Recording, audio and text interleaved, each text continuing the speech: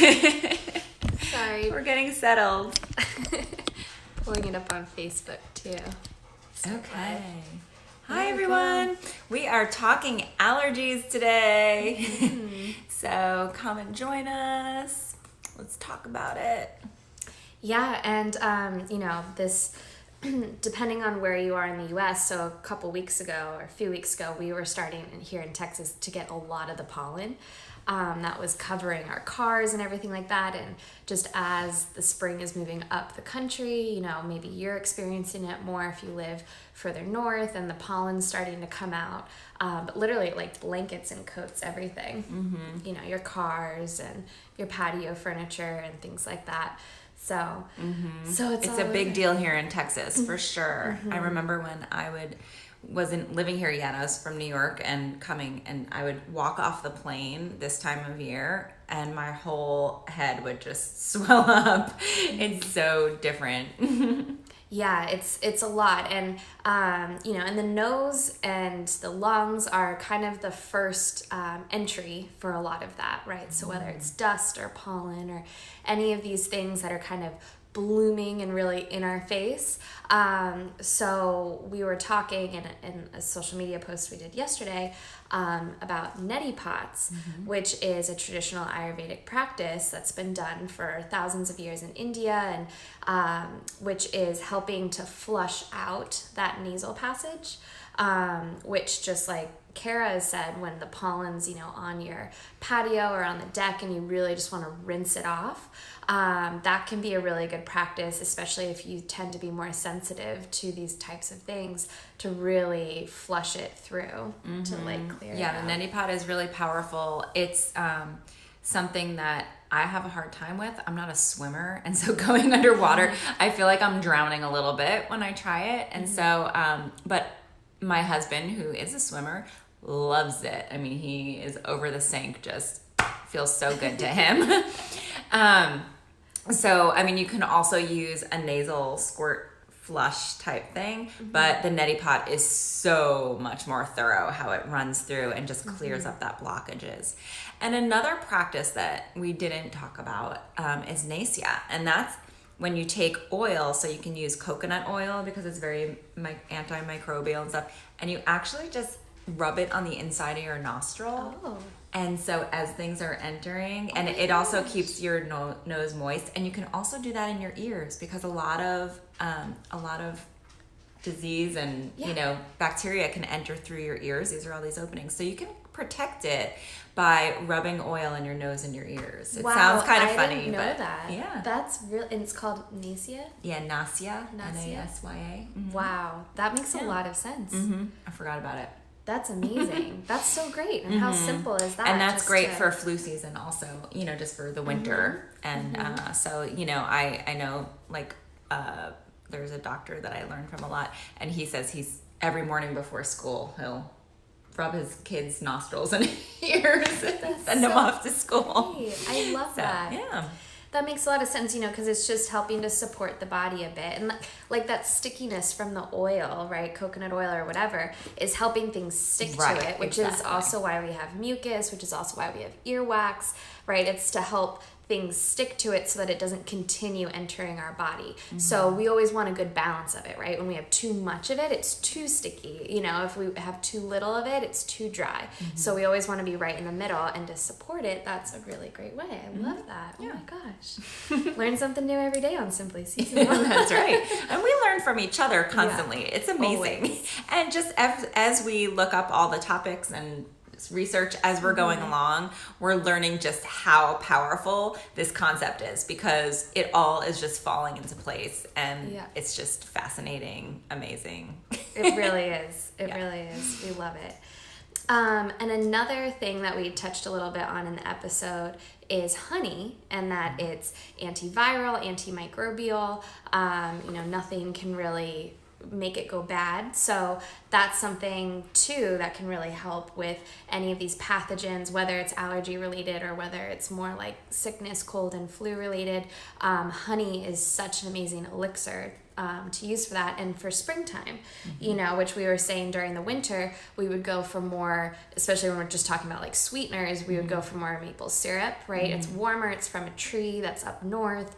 And then now that it's starting to warm up, we look And to the flowers honey, are out. and Yeah. the flowers are out, The and bees are buzzing. Mm-hmm.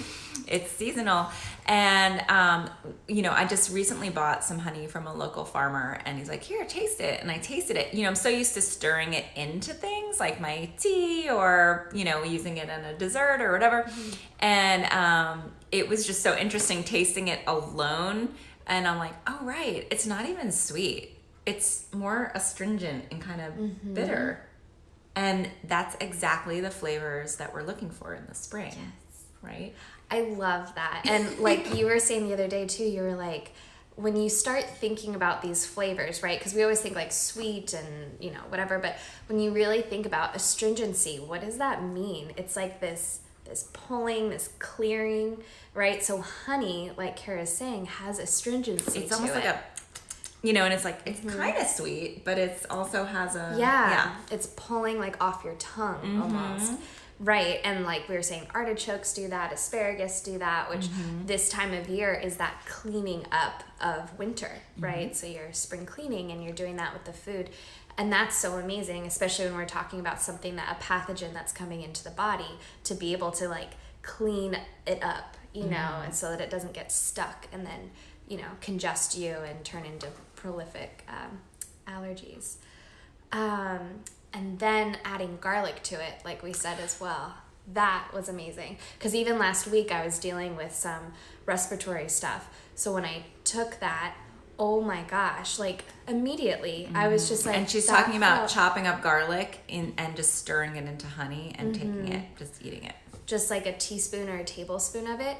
It was literally like I would go to it, you know, I would have it at least once in the morning.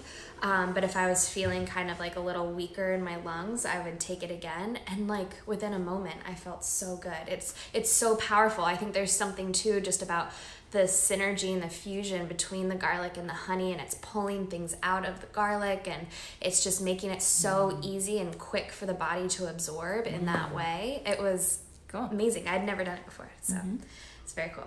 And then ginger. That ginger tea is so powerful. I mean, it dries up my nostrils instantly. So anytime I get a little bit runny, I feel something just kind of moisture in here, get on that ginger tea. And it's not complicated. You just grate some ginger into hot water and let it seep and drink it. It's so amazing. And it's like warm and spicy. So also if you're not feeling good or if you have any lung stuff going on, doctrine of signatures, right? How food looks helps that area and part of the body. So if you look at ginger, right, and how it kind of has all these little fingers and everything, if you think about it, it looks like the ventricles and the bronchial air pathways in the lungs. So ginger is so good for the lungs, and so good just for clearing all of that out. So allergies, amazing. Yep. And just kind of addressing again, so we're just going to talk a little bit more about what allergies mean. And because these are what we were just talking about are ways to help with the symptoms.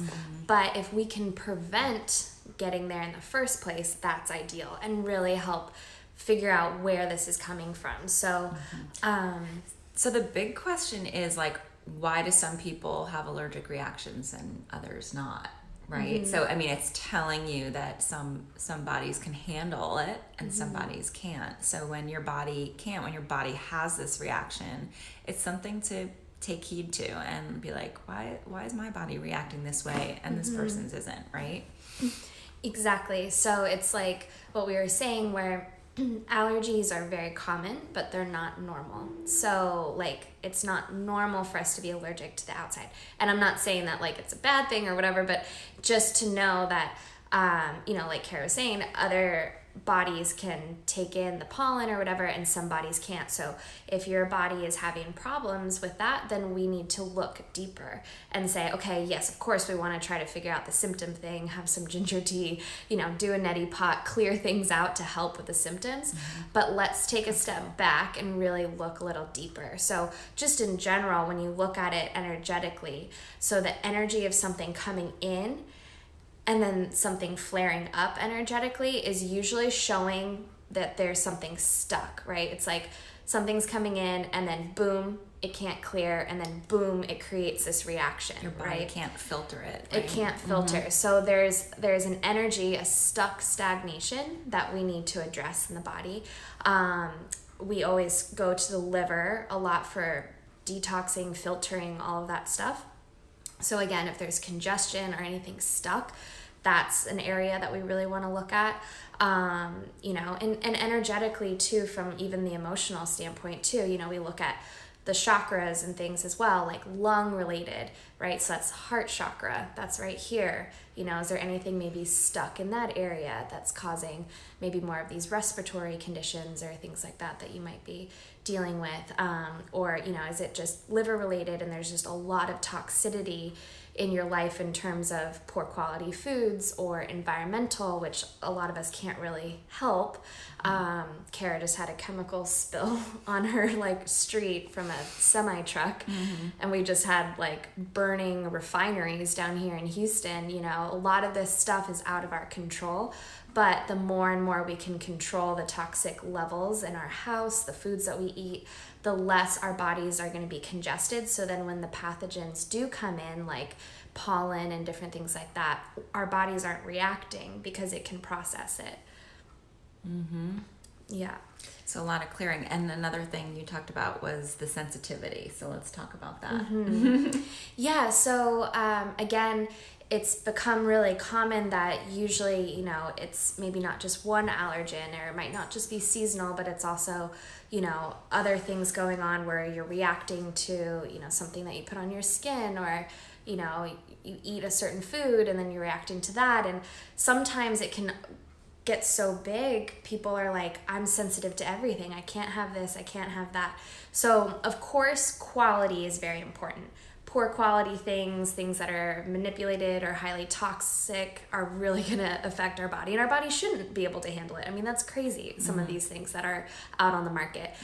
But when we're very sensitive to everything that's coming in and we're saying, I can't have this, I can't have that, or we really want to take a step back and say, okay, what's going on that's making the body so hypersensitive?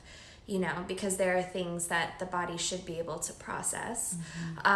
So how can we take an approach that's actually going to be healing to the body so that it can take on all of these things?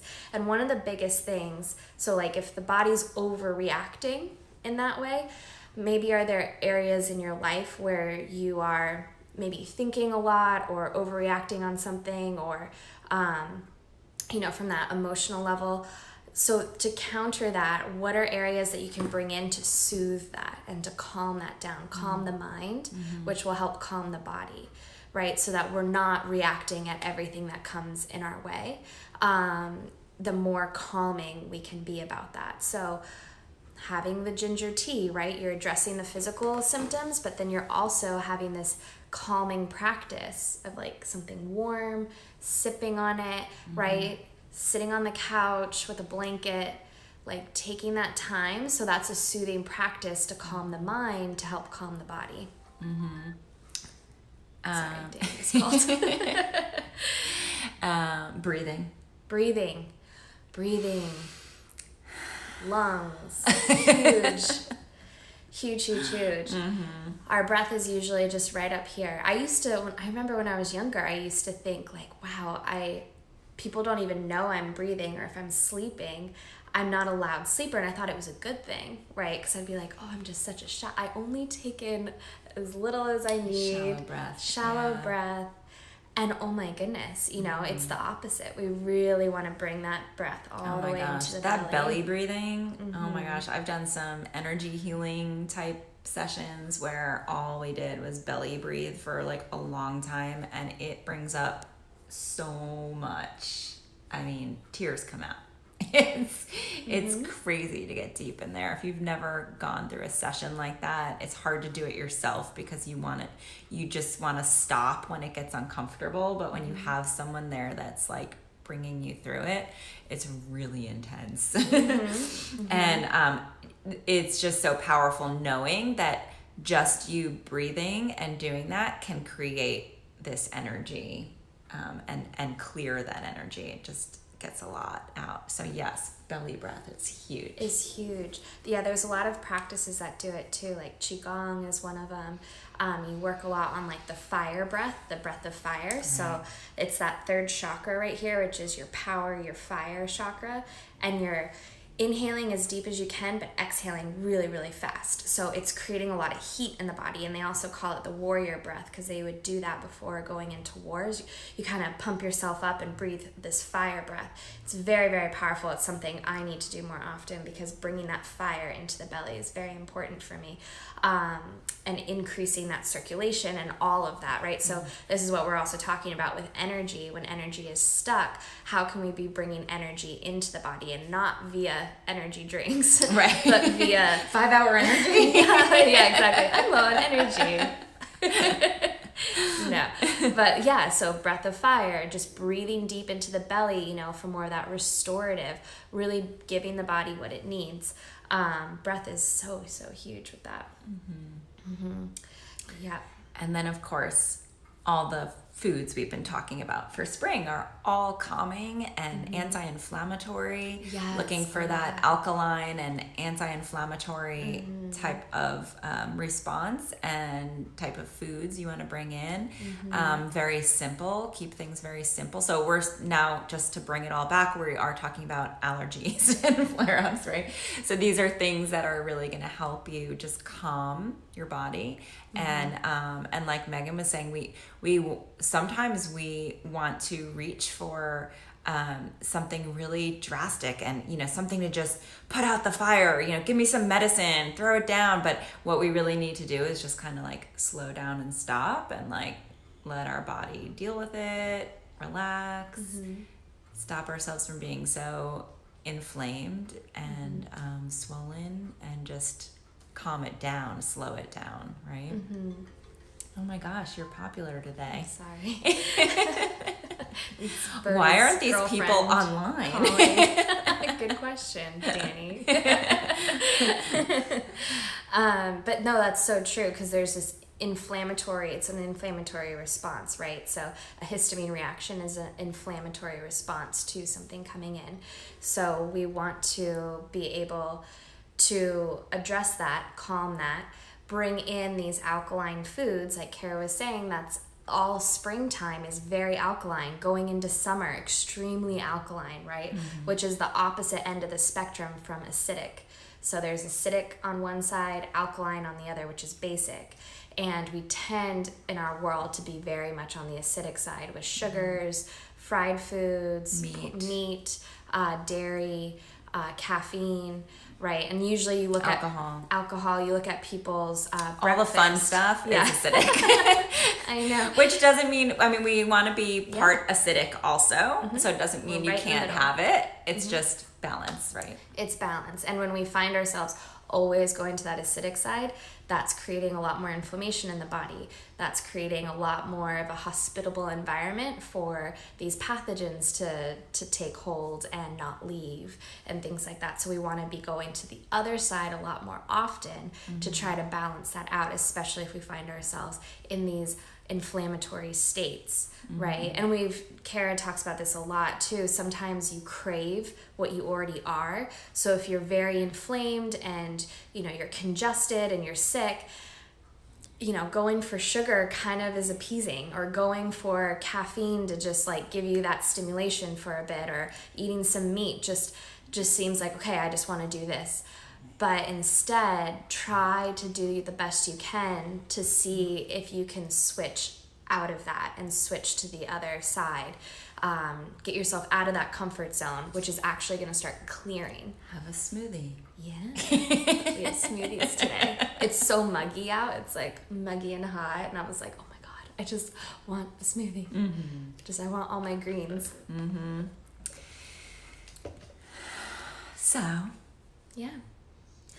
Well, that's a lot of information on allergies, and I'm loving these discussions. I know I've talked to a lot of people who don't necessarily come on the live program because they're working or whatever, but I know that you guys are really liking these discussions as we're posting them on the website underneath the episode.